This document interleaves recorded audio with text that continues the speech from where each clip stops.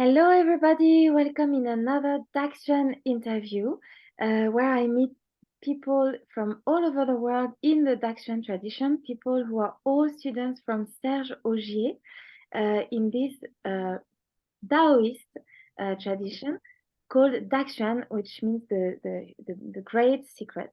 And today I am with Bruno from Germany, and I'm very happy to be with you, Bruno. And Bruno, how did you meet the tradition? What is your story? How did you meet Serge, and why are you practicing? Good question. I think, well, I started with the online program, and this is when I was in Central America, in Costa Rica. And I realized that I wanted to start something new, that the practice I had before I wasn't so happy with it, or I felt that I wanted some change. And I had heard about Serge through a few different people. And so the name had popped up a few times. And I had looked through the homepage, and at some point I just decided, okay, I want to try it. And this was, I think, in February. So it was just the beginning of the year, and it was a good way to start. Although it wasn't super easy for me in the beginning because I was so far away in this. It took me some time to get accustomed to how the practice, how to integrate it, or what I was actually doing in the beginning. I felt a bit lost. I remember this also because I was in the jungle at that time, and kind of far away from people. And I started with these exercises that everyone normally starts with, the basic hands. And in the beginning, it was fine. The once I did them all, but then afterwards, I didn't really know what to then do with that. I remember that part of the beginning was As a beginner, you can feel lost at the beginning. Yes. And I have a question about your other practice before. You were searching for more. What was lacking? What was missing in the other practice, and how long have you been? I guess it was body practices that you were doing. So I was involved in the movement practice, movement culture. I don't know if you have heard of this, but yes, So it's intended to be kind of a holistic practice, one that is global, and it takes a bit, looks at all the possibilities we as humans have to move. And it's very open in that way. So people kind of interpret it in different ways, and then also practice it in different ways. It's a bit of a new concept in that way, that there were a few people that kind of coined this term in the last 10 years or so, but I think it's nothing new in that way, that people have been moving for a long time. But the way how I learned it was that I had a teacher here in Berlin that I am still connected with as well. And that was, I think, in 2012, I started with him. And it seemed, at that time was really interesting to me. I hadn't really heard of this before. And we did a lot of acrobatics as well at that time, handstands, then working with flexibility and this kind of thing, very much for the body. But there was never really a tradition behind it, or one way of doing things. It was more taking a bit from this discipline and a bit from that discipline, and kind of making the mix that I think nowadays you see in many places. And what did you find in the tradition that you were not finding in your other practice? The depth I think that's maybe the most important part, that so the exercises I was given were very simple, and still are very simple, maybe the ones I do daily, but through it there's so much to explore. And that's something really, yeah, I still am really fascinated by. And did you have a daily practice before, or you started with the DaXuan tradition? No, I was practicing before, Okay. but I think especially at the point when I started with in the school, at that time I wasn't really sure what to do, how to structure my training or my practice, and so it was good that way to have something a bit more concrete. Although still then it took me a while, as I was trying to say before, to really have this practice. It's normal. And did you start with the 3 aspects also when you started in DaXuan school? The mind, the body, the breathing? Did you start right away with the 3, or how did you manage it? I think in the very beginning I just did the basic hands, and then I started to incorporate also the mind training and the breathing.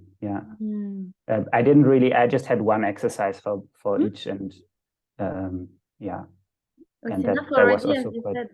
Sorry. No, that was really, really nice as well, to have also these parts, and that's also maybe a reason why I kept going, although I felt a bit lost in the beginning. These 2 aspects that were really interesting to me, and that were missing in the practice I was doing before. And I had also done some I had looked for in other traditions before that, in more Buddhist ways to work with the mind, because that had been recommended to me, and at that time I was quite open to looking at different practices, but the way how it's approached in our school really resonated with me. And for the mind, but also for the breathing. Yes, because you have a special how do I call it, your work? You work with the breathing underwater. No breathing. I guess with what you do, it helps the breathing work. Can you tell more? I explained very poorly your work. Can you tell us more about that? That's true. I work as a freediving instructor, apnea. So it's of course very connected to breathing. Although when you actually dive, you don't breathe. Yes. But of course, it's informed by the way you breathe before, and all the the capacity. The lung capacity. But actually, what is really, really the key part of the freediving thing is the relaxation and being comfortable in the water. And the mind also, I guess. Sure. The mind work can help. Because also often you do things where you move very little, right? And if you move very little, then you get the mind will interfere. Yes, and like the practices we have about immobility, and we work on that, and I think it can help. I'm just guessing. I'm not going underwater. But how in your daily life, the 3 aspects, mind, body, and breathing that we have in the school. How did it impact your daily life, or your personality, your life? Maybe, I don't know. Did you notice things? I think it's not always so easy to say for me, I feel, because often it's kind of more subtle things. But it has impacted very much my daily life, because it is also part of what I do in the day. So as far as the actual training aspect, but then I think also it has changed things Yeah. That's just one thing. For example, my eyesight. I've been wearing glasses since I've been, or I needed glasses since I've been 4 or 5 years old, and now the last years actually my eyesight got better, which it used to get always worse, and now in the last 2 years I had actually quite an improvement. Wow. And although of course that's not the reason why I practice or even what I've been thinking about, but there is this maybe carryover or we get improvement that we didn't expect for. It's very impressive, the practice, and it's good advertising. Come and practice yourself. No, but it's true, because everything is functioning better, so some things are regenerating in the body. Yeah, and it has so much to do also with the eyes, the relaxation. I feel that's like a big thing for me, the little tension around the eyes, and I feel that maybe some of the exercises I maybe am able to release it a little. But then I think like the principal thing, what is really interesting for me is the emotional aspect, which is something that before I didn't really have. I had some tools to deal with it, but yeah, not really in this way. So I think there was also a big change, and yeah, the emotional aspect is also, we have some practices that are especially for that, but I think all the breathing work in general, I feel that it's it has some it does something. Yes. Do you feel more calmer, that your emotion go less everywhere, things like that? I feel that they move more. Okay, that don't stay stuck. Yeah, that they still are kind of quite strong often, and I don't think that has really changed, and even like either being positive or negative or so, but that they are that they're more in motion. Yeah, we will not take off the emotions in the DaXuan school. we tell it now. It doesn't work. We don't do this. But yeah, it's the way we live it that can change with the practice. Thank you, Bruno. And among the 3 aspects, is there one that you like less or found more difficult at the beginning? Because I know beginners, sometimes they feel discouraged. So it's nice to hear that it's not easy for everybody except me. So did you find it harder with the breathing or the spirit or the body? I don't know. So it kept changing a bit. Okay. Yeah, I think maybe with the mind and the breathing, I had more of an easier approach. Somehow I felt more that I liked them more. Okay. But yeah, the foundation is really the body part, right? Especially in the beginning. So yes, yeah, it took me a bit to find things that I really liked there, because okay, in the very beginning, the basic hands, they were kind of all right. Once I had seen them all, but then afterwards I felt a bit okay, what do I do now? Okay. And then I had some very open things that were given to me as well. Okay. But I don't know, it didn't really resonate to me. I didn't I felt them, it was really hard to then open them up and to be not very strict in that way. So it took me a bit of time, and I think that really changed when I actually came to the start and I came to France, and I had a bit of a better introduction. Okay. It's true, it's not easy to do everything online. Online is great because we can be everywhere in the world, just like right now, but it's very important in the school also to be in contact with Serge Augier, our teacher, and the other students. It's among the 3 how do you call that, pillars. The 3 main thing is the teaching, the teacher, and the other people studying. So I'm not surprised that once you got in contact, it was more it was stronger maybe for you in your life, or more sense. It's not easy to be alone, even if when we practice we are alone. But we need guides on the guide on the road, and some friends on the road. Yeah. And yeah, that was really nice to meet everyone there at the start, and also with Jeremy. Since then, yeah, I had really a lot of support from everyone. That's why I do these interviews. It's because we are all different, coming from different parts of the world, but also different. We are women, men, different works, different ages, and it's very interesting to see that the practice is working anyway.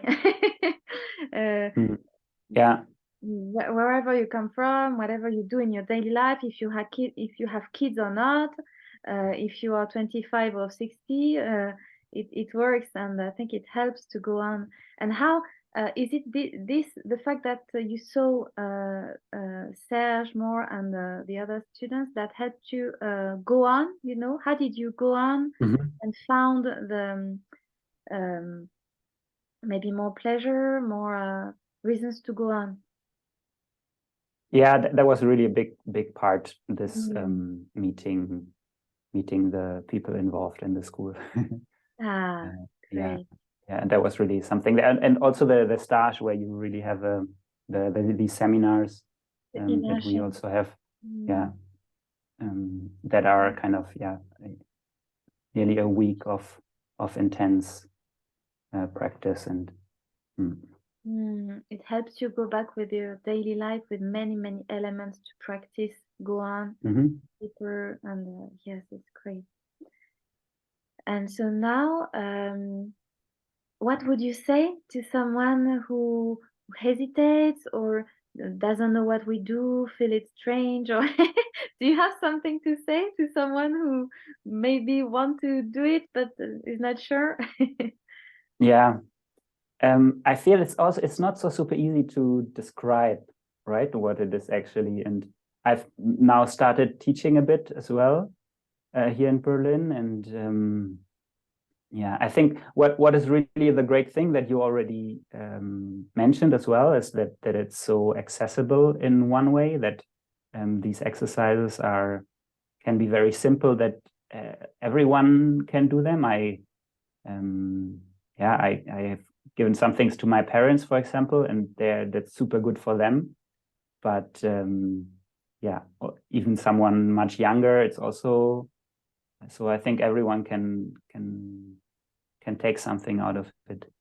And then I would also say that if you feel that somehow it's pulling you in that direction, you feel interested by it, then you should just try it, because it's kind of hard to really say too much about it. Or it's something you have to live by yourself inside, to experiment. Yeah.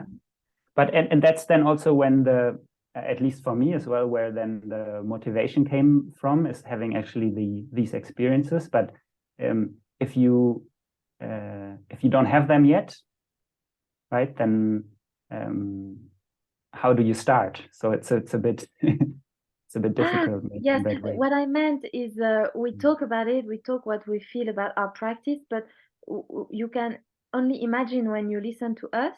You have to experiment by yourself some exercises to do it for yourself. That's what I meant.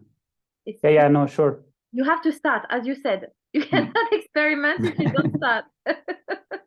Yeah, and you can do at the moment quite easily, right? There's the open page, the DaXuan for all. Yeah, that has many exercises. And we put the link. You have DaXuan for all, which is great. You can try some exercises and see for yourself how it works, and read on the Serge blog, and many interviews of Serge also, and also the interviews I did, more than 15. And I will put also your link. We can find you in Berlin. You're teaching Berlin right now, so I will put your link under the video. Great. And do you have something else you want to share, maybe about sum up, what's important for you about the practice, if you want to share a word?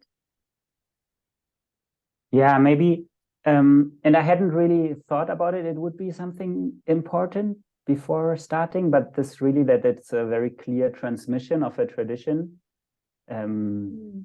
Yeah, it's really something special that I haven't seen anywhere else. Before I did try some Qigong classes or Tai Chi, I think once or twice or so, to just do, because I had heard the name, so I wanted to try it out.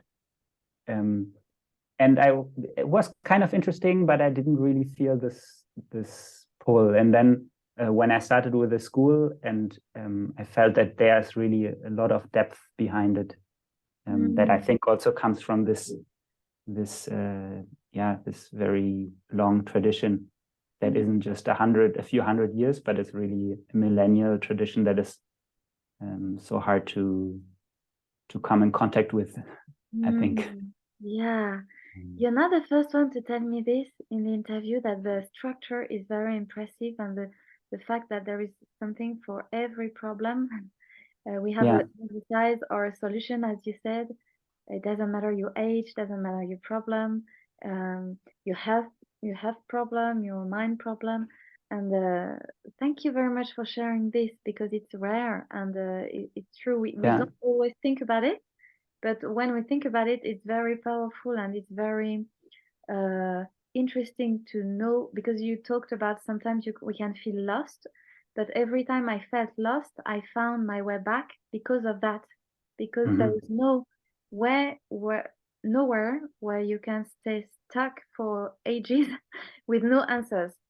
At one point you will find answers, even if sometimes you can get lost for a little time. It's also part of the way sometimes.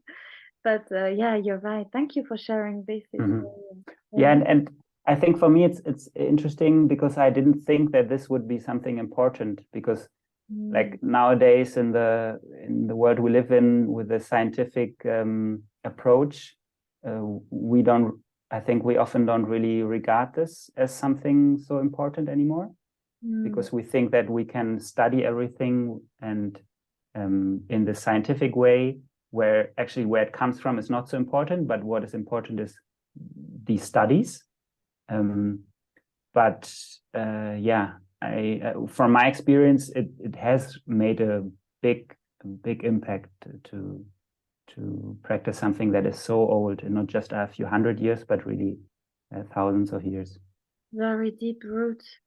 And also, we can't study everything with a microscope.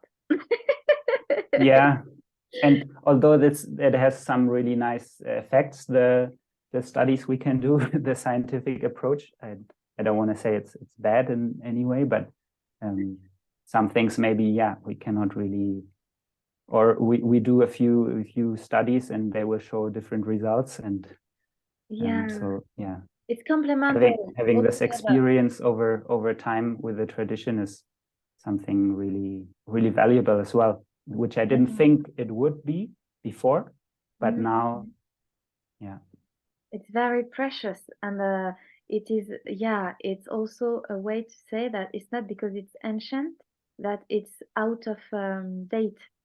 It's for everybody on the planet, and it's modern.